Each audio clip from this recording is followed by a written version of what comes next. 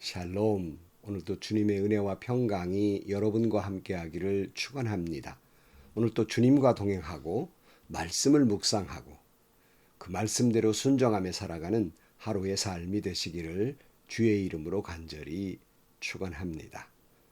오늘 아침 하나님께서 우리에게 허락해 주신 말씀은 사사기 3장 1절에서 11절 말씀입니다. 가나안 전쟁을 전혀 겪어본 일이 없는 모든 이스라엘 백성을 시험하시려고 주님께서 그 땅에 남겨두신 민족들이 있다. 전에 전쟁을 겪어본 일이 없는 이스라엘 자손의 세대들에게 전쟁이 무엇인지 가르쳐 알게 하여 주려고 그들을 남겨두신 것이다. 그들은 바로 블레셋의 5 통치자와 가나안 사람 모두와 시돈 사람 히위 사람이다. 히위 사람은 바알 헤르몬 산으로부터 저 멀리 하맛 어귀에까지 이르는 레바논 산에 사는 사람들이다. 주님께서 이스라엘 자손을 시험하셔서 그들이 과연 주님께서 모세를 시켜 조상들에게 내리신 명령에 순종하는지 순종하지 않는지를 알아보시려고 이런 민족들을 남겨놓으신 것이다. 그래서 이스라엘 자손은 가나안 사람과 헷 사람과 아모리 사람과 브리스 사람과 히위 사람과 여부스 사람과 함께 섞여 살았다. 그리고 이스라엘 자손은 그 여러 민족의 딸을 데려다가 자기들의 아내로 삼았고 또 자기들의 딸을 그들의 아들에게 주었으며 그들의 신들을 섬겼다. 이스라엘 자손이 주 하나님을 저버리고 바알과 아세라를 섬겨 주님께서 보시기에 악한 일을 저질렀다. 주님께서 이스라엘 백성에게 크게 분노하시고 그들을 메소포타미아 왕 구산 리사다임의 손에 넘겨주셨다. 이스라엘 자손이 구산 리사다임을 8해 동안 섬겼다. 이스라엘 자손이 주님께 울부짖으니 주님께서 그들을 구하여 주시려고 이스라엘 자손 가운데에서 한 구원자를 세우셨는데 그가 곧 갈렙의 아우 그나스의 아들인 온니엘이다. 주님의 영이 그에게 내리니 온니엘은 이스라엘의 사사가 되어 전쟁터에 싸우러 나갔다. 주님께서 포타미아 왕 구산 리사다임을 온니엘의 손에 넘겨주셨으므로 온니엘은 구산 리사다임을 쳐서 이길 수 있었다. 그 땅은 그나스의 아들 온니엘이 죽을 때까지 30년 동안 전쟁이 없이 평온하였다. 아멘. 흔히 이런 말이 있습니다. 가시 없는 장미가 없다. 그런 말이 있어요. 여러분, 장미는 꽃 중에 아주 화려하고 아름다운 꽃 가운데 하나입니다. 그러나 그 장미에는 가시가 있다. 마찬가지로 정도의 차이는 있겠지만 만물의 영장인 인간에게도 늘 인생을 살아감에 있어서 가시가 있습니다. 여러분, 가시 없는 인생, 다시 말하면 아픔 없는 인생은 없는 것입니다. 오늘 이 유튜브를 보시는 성도님 중에도 인생에 가시가 없는 그런 인생은 아마 별로 없으리라고 생각을 해 봅니다.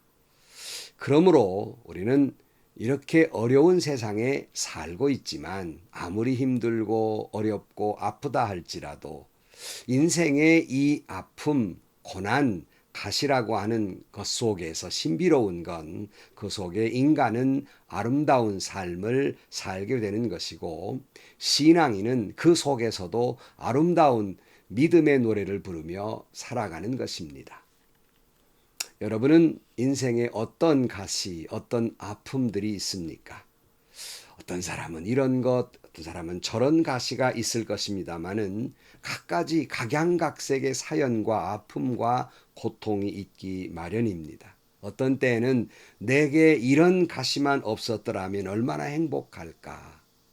내게 저런 가시 같은 사람만 없으면 내가 얼마나 행복한 목회를 할 수 있을까? 내게 이런 자식의 아픔이 없었더라면 얼마나 멋들어진 인생이 될까?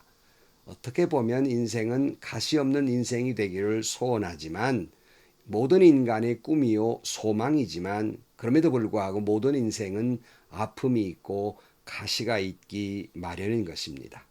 그러나 하나님의 말씀 성경은 우리가 이런 가운데에서도 우리가 하나님 앞에 나아가 아름다운 인생을 살아갈 수가 있다는 것입니다.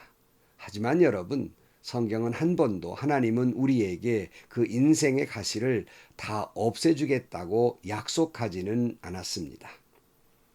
그래도 우리가 하나님을 믿고 나아가면 정말 내 인생에 있어서 있는 이 가시의 의미가 무엇인지를 알게 되고, 그러므로 그것을 깨닫는 순간 내 이 아픔과 고통이 있음에도 불구하고 믿음으로 승리하면서 믿음으로 능력 있는 삶을 살아가게 되는 것이고, 성경은 이것을 가르쳐 주는 것입니다.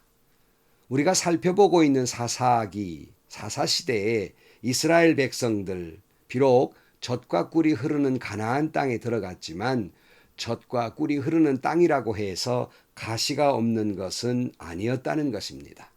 그 땅에 살면서도 그들에게는 이방 민족, 그들을 괴롭히는 그러한 가나안 사람, 블레셋 사람들, 이런 사람들이 있었습니다. 아니, 왜 하나님께서는 하나님을 섬기는 이스라엘 백성들에게 이와 같은 어려움을 주셨을까? 아픔을 주셨을까? 다 쫓아내지 아니하고 이런 고통의 부분을 남겨주셨을까 하는 의문이 들기도 합니다.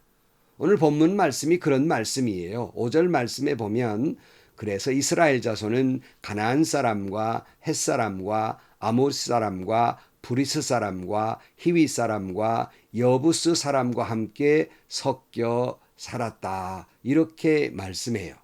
그러니까 조금 전에 말씀드린 대로 전지전능하신 하나님께서 이스라엘 백성들을 사랑하신다면 이들을 깨끗이 몰아내 주셨더라면 얼마나 좋았을까.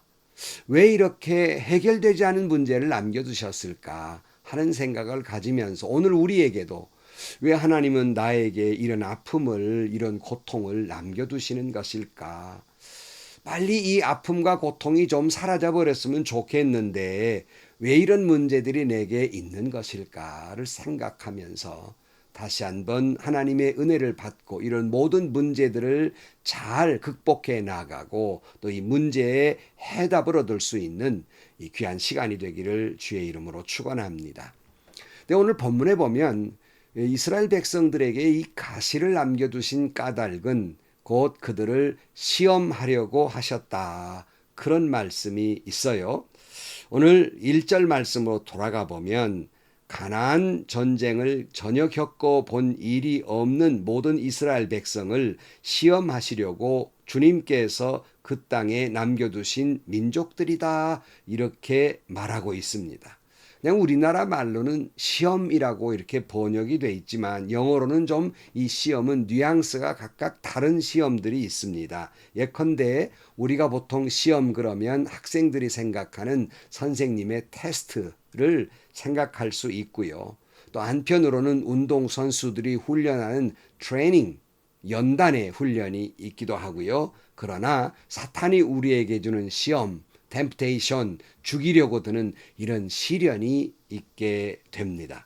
오늘 본문에서 이스라엘 백성들을 시험하시려고 이들을 남겨두었다, 이 말씀을 하는 것은 템프테이션, 그러니까 죽이려고, 유혹하려고, 넘어뜨리려고 남겨둔 것이 아니라 테스트, 여러 가지 시험을 통해서 또 그 다음에 트레이닝, 그들을 훈련하시기 위해서 이런 시험을 주셨다 할 수 있겠습니다. 그러니까 이들이 전쟁을 전혀 겪어보지 못했거든요.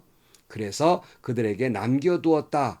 왜 전쟁을 겪어보지 아니했다고 이 주변에 있는 다른 민족들을 남겨두셨을까? 그 해답을 2절에 말씀하고 있습니다. 전에 전쟁을 겪어본 일이 없는 이스라엘 자손의 세대에게 전쟁이 무엇인지 가르쳐 알게 하여 주려고 그들을 남겨두신 것이다, 그랬어요. 전쟁이 무엇인지 알려주려고, 뭐 그런 끔찍한 것이라는 것을 알려주려고 하시는 것일까? 전쟁의 그 전략을 가르쳐 주기 위해서 알려주신 것일까? 그런 것이 아니라, 그런 걸 알려주려고 하신 것이 아니라, 전쟁은, 모든 역사는 하나님께 속한 것이고, 그러므로 오직 하나님만 의지하며 그 말씀에 순종하며 살아야 한다는 것을 여러 가지 아픔을 겪으면서 몸소 체험하게 되고 테스트와 트레이닝을 통해서 또 아름다운 믿음으로 성장케 하기 위해서 가시를 준 것이다 하는 말씀입니다. 그래서 이런 과정을 통해서 주님을 의지하는 법을 가르쳐 주고 주님을 사랑하는 법을 가르쳐 주시며 이 세상을 믿음으로 이기는 법을 가르쳐 주고 오직 주님만 바라보는 법을 가르쳐 주시기 위해서 이런 시험, 시련을 주신 것이다 할 수 있겠습니다. 네덜란드 극작가 입센이 지은 글 가운데에서 어떤 사람이 노래하는 대목이 나옵니다. 이 사람이 너무 노래를 잘 부릅니다. 한번 노래를 부르면 모든 사람이 감동을 받아요. 박수갈채가 터져 나옵니다. 어떤 사람이 이렇게 물었습니다. 당신 어떻게 그렇게 노래를 잘하십니까? 그는 이렇게 대답했다고 합니다. 이것은 슬픔이 가르쳐준 노래입니다. 하나님께서 나에게 슬픔을 보내셨는데 그 슬픔이 내 인생의 의미와 노래를 가르쳐 주었습니다. 그랬어요. 참 의미심장한 말이 아닐 수 없습니다. 여러분, 우리 주님은 우리를 이 고난 속에서 믿음의 노래를 부르게 하신다는 겁니다. 주님은 이 고난을 통해서 귀한 믿음의 노래를 가르쳐 주고 있는 것입니다. 그러므로 우리는 이 고난을 통해서 인생의 고통을 통해서 이 믿음의 노래를 부르고 그리고 하나님 앞에서 인생을 값지고 아름답게 살 수 있도록 노래를 가르쳐주고 계시는 겁니다. 전쟁은 하나님께 속한 것입니다. 아니 우리에게 있는 어려움도 가시도 아픔도 문제도 하나님께 속한 것입니다. 하나님께 속했다고 하는 것은 이 모든 문제와 아픔과 고통의 해결의 키도 해답도 주님께 있다는 것이고 그러므로 주님을 따르며 주님의 말씀에 순종하면 넉넉히 이긴다는 말씀입니다. 이것을 가르쳐 주시기 위해서 이 시험이라고 하는 고난, 아픔을 주신 것입니다. 성도 여러분, 이런 내게 어떤 갖가지 종류의 아픔이 있다 할지라도 우리는 이 시험 가운데 하나님만을 바라보고 믿음의 아름다운 노래 찬양을 부르면서 믿음으로 전진해 나가고 여러분 승리하는 여러분들이 되시기를 주의 이름으로 간절히 축원합니다.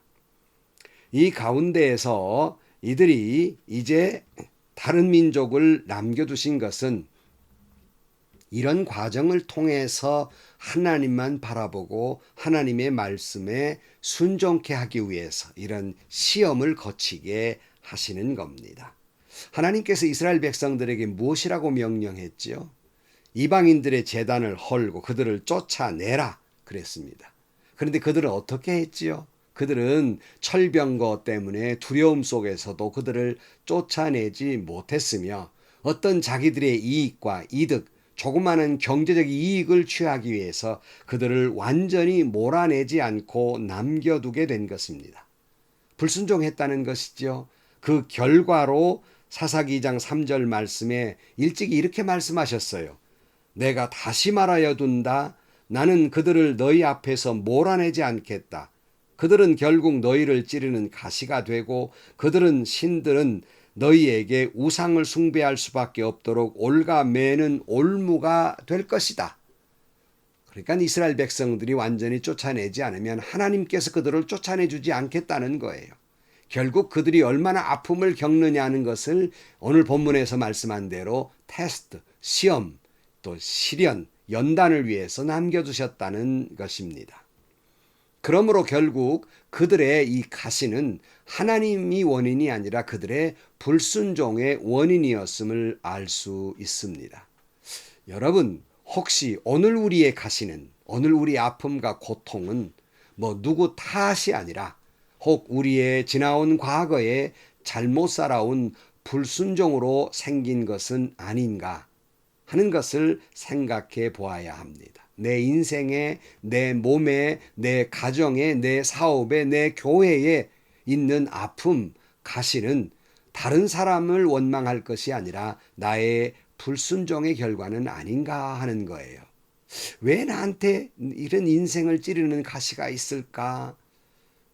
혹시라도 내 이 고통은, 이 아픔은 내가 과거에 하나님을 떠나서 산 삶의 결과는 아닐까를 생각해 보아야 합니다.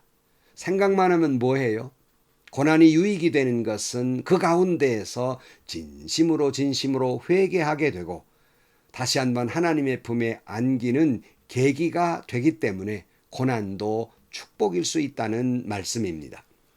오늘 4절 말씀에 보면 주님께서 이스라엘 자손을 시험하셔서 그들이 과연 주님께서 모세를 시켜 조상들에게 내리신 명령에 순종하는지 순종하지 않는지를 알아보시려고 이런 민족들을 남겨놓으신 것이다. 그렇게 말씀하고 있잖아요. 이스라엘 사람들은 시험에 통과했습니까? 통과하지 못했어요. 하나님 앞에 보인 것은 그들의 불순종입니다. 6절 말씀에 보면 그리고 이스라엘 자손은 그 여러 민족의 딸을 데려다가 자기들의 아내로 삼았고 또 자기들의 딸을 그들의 아들에게 주었으며 그들은 그들의 신들을 섬겼다. 이스라엘 자손이 주 하나님을 저버리고 바알과 아세라를 섬겨 주님께서 보시기에 악한 일을 저질렀다 그랬어요. 그들이 어떻게 했어요? 그만 그 주변에 이방 민족들을 남겨둠으로 말미암아서 서로 간에 혼인을 하게 되고 혼인하다 보니까 그들이 섬겼던 우상을 섬기게 되고 말았다는 거예요. 불순종의 결과예요. 결국 우상을 섬김으로 말미암아 하나님의 심판이 이르게 됩니다. 그것이 8절 말씀이에요. 주님께서 이스라엘 백성에게 크게 분노하시고 그들을 메소포타미아 왕 구산 리사다임의 손에 넘겨주셨다. 이스라엘 자손이 구산 리사다임을 8해 동안 섬겼다 그랬어요. 결국 이제 메소포타미아 왕에게 8년 동안이나 조공을 바치게 됩니다. 괴롭힘을 당하게 돼요. 여러분, 경제적으로 넉넉한 시대도 아닐 때 조공마저 바쳤으니 그들이 얼마나 고통스러운 일이었겠습니까? 오늘 이 말씀을 보면서 이런 시험이, 이런 시련이, 이런 가시가 나의 잘못에 기인된 것은 아닌가를 생각하고 나의 불순종의 결과가 아닌가를 생각하면서 다시 한번 하나님의 말씀에 순종하며 삶으로 말미암아서 이 순종의 시험에 합격할 수 있기를 주의 이름으로 간절히 축원합니다. 물론 끝으로 그들의 불순종으로 말미암아 하나님의 심판이 이르게 되고요. 이런 트레이닝, 이런 연단을 통해서 오히려 아름다운 결과를 낳게 됩니다. 그것은 바로 그들이 진심으로 하나님께 회개하고 돌아오게 되고 하나님을 의지해야 한다는 사실을 체험적으로 배우게 됩니다. 9절 말씀에 보면 이스라엘 자손이 주님께 울부짖으니 주님께서 그들을 구하여 주시려고 이스라엘 자손 가운데에서 한 구원자를 세우셨는데 그가 곧 갈렙의 아우 그나스의 아들인 온니엘이다 그랬어요. 그들이 그제서야 잘못을 깨닫고 회개하게 되지요. 이때 성령이 충만한 사람, 최초의 사사 온니엘을 통하여 구원을 받게 됩니다. 10절 말씀에 주님의 영이 그에게 내리니 온니엘이 이스라엘의 사사가 되어 전쟁터에 싸우러 나갔다. 주님께서 메소포타미아 왕 구산 리사다임을 온니엘의 손에 넘겨주셨으므로 온니엘은 구산 리사다임을 쳐서 이길 수 있었다. 그 땅은 그나스의 아들 온니엘이 죽을 때까지 40년 동안 전쟁이 없이 평온하였다 그랬어요. 드디어 비록 아픔이었지만 고통이었지만 이 과정을 통해서 믿음으로 한 발짝 더 전진하게 된 것이죠. 아마 그들은 깨달았을 것입니다. 모든 것은 하나님께 속했고 전쟁도 하나님에게 속했다는 사실과 오직 하나님을 믿어야 되고 하나님의 말씀에 순종해야 하는 것을 배우게 됨으로 말미암아서 그들이 40년 동안 하나님을 섬기면서 하나님께 돌아오게 됩니다. 이 그들의 가시는 그들의 이 부족한 믿음을 마치 영적인 옥토와 같이 만들어 주셨다는 것입니다.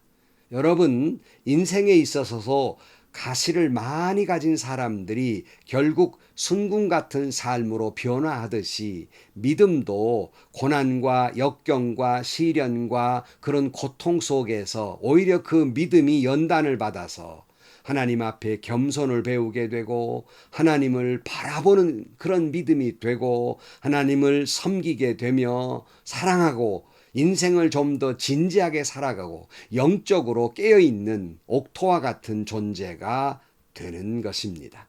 이 말씀은 마치 시편 60편 10절 말씀에 하나님 주님께서 우리를 시험하셔서 은을 달구어 정련하듯 우리를 연단하셨습니다. 우리를 그물에 걸리게 하시고 우리의 등에 무거운 짐을 지우시고 사람들을 시켜서 우리의 머리를 짓밟게 하시니 우리가 불 속으로 우리가 물 속으로 뛰어들었습니다. 그러나 주님께서 우리를 마침내 건지셔서 모든 것이 풍족한 것으로 이끌어 주셨습니다. 그랬어요. 많은 아픔 속에서 오히려 그들은 하나님께서 그들을 풍족한 것으로 이끌어 주셨다. 그렇게 말씀해요.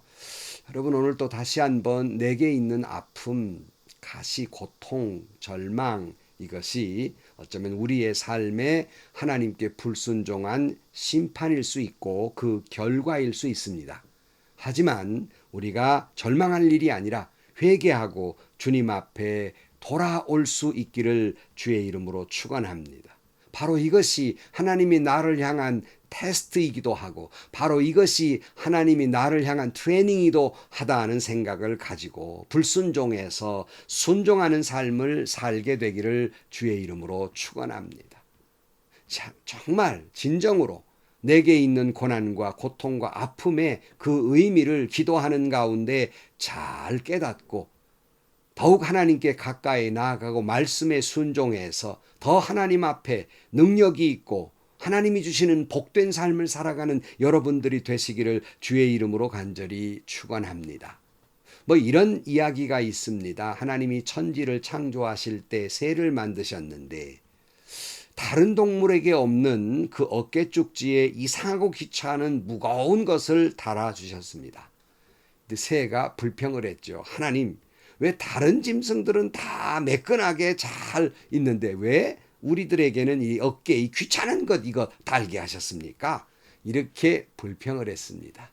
하나님은 빙그레 웃으셨다고 합니다. 시간이 지났습니다. 드디어 이 새가 팔을 벌리고 그 어깨에 날개를 푸드덕거리니 높은 창공으로 날기를 시작했습니다.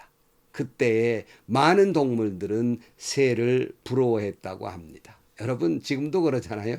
새를 바라보면 저 새는 참 좋겠다. 저렇게 날아다니고 가고 싶은 곳 자유롭게 날아가니 얼마나 좋을까. 그러잖아요. 여러분 혹시라도 오늘 내게 있는 이 시험이 이 가시가 아픔이 고통이 실패가 어찌 보면 새의 날개와 같을 수도 있어요. 어렵고 힘들지요. 아프지요. 괴롭지요. 왜 이걸 나에게 남겨두셨을까? 내게 남겨준 문제들을 이렇게 생각하면서 너무 힘들지만은 그 속에서 다시 한번 자기의 삶을 되돌아보고 순종하고 회개하고 그리고 주님만 바라보고 오직 주님께 가까이 나아감으로 말미암아서 귀한 믿음이 다시 한번 성숙하게 되고 영적으로 옥토와 같은 그런 여러분들이 되셔서 축복이 되고 여러분의 그 믿음의 축복이 활짝 펼쳐진 날개와 같아서 훨훨 날라서 하나님께 가까이 나아가며 장곡을 나르듯이 주님께 가까이 나아가고 하나님께서 그 아픈 가시를 통해 성숙해 하시고 주시는 축복을 누리며 살아가는 여러분들이 되시기를 주의 이름으로 간절히 축원합니다. 기도하시겠습니다. 하나님 아버지, 때로는 우리에게 있는 인생의 아픔이 힘겹고 어렵고 괴로울 때도 있습니다. 그것이 하나님께 불순종한 결과이기도 하고 그것이 이 때문에 하나님이 우리에게 주시는 시험이기도 하고 시련이기도 한 걸 깨달아 더욱이 과거의 잘못을 깊이 회개하고 주님께 더 가까이 나아가게 하여 주옵시고, 이런 연단을 통해서 정금 같은 믿음을 소유함으로 말미암아 오히려 이 고통이 하나님께 나아가는 아주 큰 날개가 되게 하시고 하나님의 축복을 받는 기회가 되게 하여 주옵소서. 예수님의 이름으로 기도하옵나이다. 아멘. 여러분, 참 인생에 가시가 없기를 다 바라지요. 그러나 우리는 인간이기 때문에 하나님 앞에 불순종하기도 하고 때로는 넘어지고 자빠지기도 합니다. 그 속에서 하나님이 주시는 그 아픔 속에서 오히려 회개의 기회로 삼고 오히려 주님께 가까이 나가고 오히려 온전히 주님을 바라보는 기회가 될 때 오히려 그것은 축복이 될 것입니다.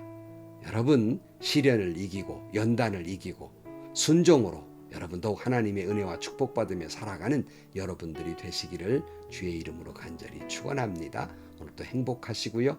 오늘도 좋은 일이 가득한 하루가 되시기를 주의 이름으로 간절히 축원합니다.